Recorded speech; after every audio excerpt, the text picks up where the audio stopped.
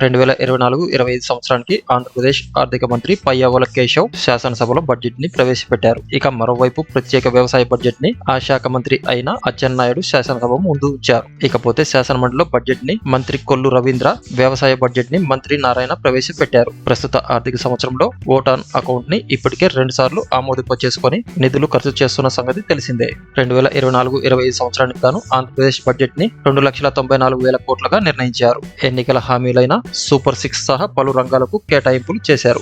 ఇక ఆంధ్రప్రదేశ్ బడ్జెట్ అయిన 2,94,000 కోట్లలో రెవెన్యూ వసూళ్లు 2,11,73 కోట్లు కాగా 91,443 కోట్లు బహిరంగ రుణాల ద్వారా వసూళ్లు అవుతాయని అంచనా వేశారు. ఇకపోతే రెవెన్యూ వ్యయం 2,35,916 కోట్లు కాగా మూలధన వ్యయం 32,712 కోట్లు కాగా గతంలో తీసుకున్న రుణాల చెల్లింపుల కోసం 24,498 కోట్లు కేటాయించారు. ఇకపోతే బడ్జెట్ లో రెవెన్యూ లోటు 34,743 కోట్లు కాగా ద్రవ్యలోటు 68,742 కోట్లు.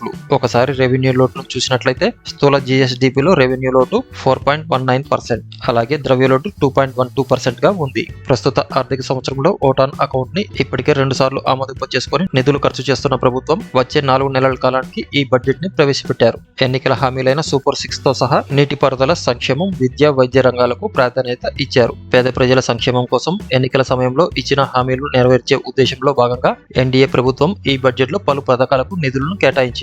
అందులో భాగంగా పేదల ఇళ్లలో చదువుకునే ప్రతి విద్యార్థికి 15,000 రూపాయల సాయం చేస్తామని మేనిఫెస్టోలో పేర్కొంది. దీనికోసం బడ్జెట్ లో తల్లికి వందనం అనే పథకానికి 6,483 కోట్లు కేటాయించారు. అలాగే రైతులకు పెట్టుబడి సాయంగా అన్నదాత సుఖీభావ పథకానికి 1,000 కోట్ల నిధులను కేటాయించింది ప్రభుత్వం. ఇకపోతే 15 ఏళ్లు నిండిన ప్రతి మహిళకు నెలకు 15,000 రూపాయల సాయం చేస్తామన్న హామీకి మహిళా నిధి అనే పథకానికి గాను 3,341 కోట్లు కేటాయించింది ప్రభుత్వం. ఇక ఎస్సీ, ఎస్టీ, బీసీల సంక్షేమ పథకాలకు గాను మొత్తంగా 69,437 కోట్లు కేటాయించింది. ఎన్నికల సమయంలో ఇచ్చిన హామీలో భాగంగా అధికారంలోకి రాగానే డ్వాక్రా మహిళలకు 0 వడ్డీ పథకానికి 10 లక్షల వరకు ఇస్తామని చెప్పగా దానికి 1,250 కోట్లు కేటాయించింది. పేదల గృహ నిర్మాణం కోసం 4,012 కోట్లు నిధులను కేటాయించారు. పట్టణాలలో G+3 తరహాలో నిర్మిస్తున్న టిట్కో ఇళ్లకు 1,089 కోట్లు కేటాయించారు. ఇకపోతే వ్యవసాయ ప్రధానమైన ఆంధ్రప్రదేశ్ లో వ్యవసాయం అనుబంధ రంగాలకు కలిపి 43,402 కోట్లు కేటాయించారు. ఇందులో ఉచిత విద్యుత్తుకి 7,291 కోట్లు, జలవనరుల శాఖకు 16,705 కోట్లు కేటాయించారు. చంద్రన్న బీమాకు 280 కోట్లు,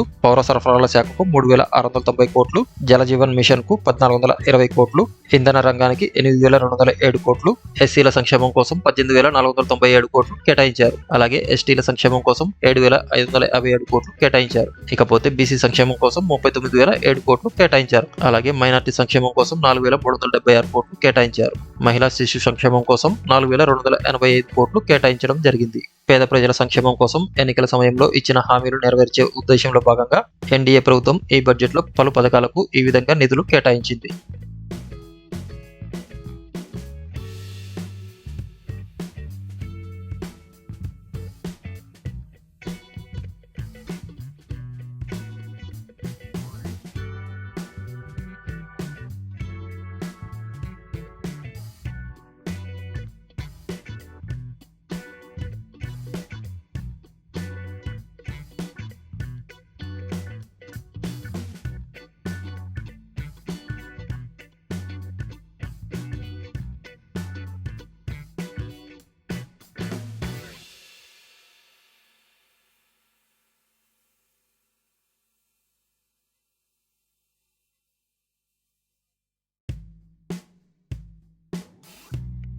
బడ్జెట్ లో భాగంగా పేర్కొనే రెవెన్యూ లోటు, ద్రవ్యలోటు, రెవెన్యూ వ్యయం, మూలధన వ్యయం లాంటి పదాల గురించి మరింత సమాచారాన్ని మరొక వీడియోలో తెలుసుకుందాం. ఈ వీడియో కనుక మీకు నచ్చినట్లయితే లైక్ చేయండి, కామెంట్ చేయండి, షేర్ చేయండి. అలాగే ఇటువంటి మరిన్ని అప్డేట్స్ కోసం మన ఛానల్ ని సబ్స్క్రైబ్ చేసుకోవడం మర్చిపోకండి.